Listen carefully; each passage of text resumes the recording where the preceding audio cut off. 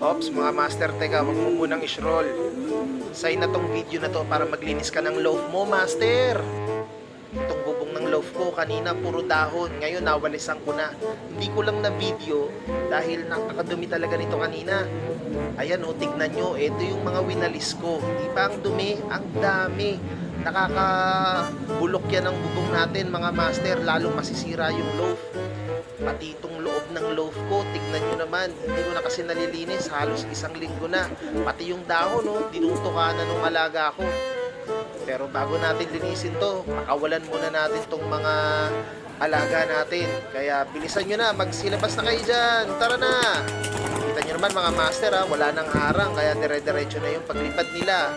Ayun na, at rumoronda na sila mga master para sa mga nagsasabing hindi rumoronda yung mga kalapati ko.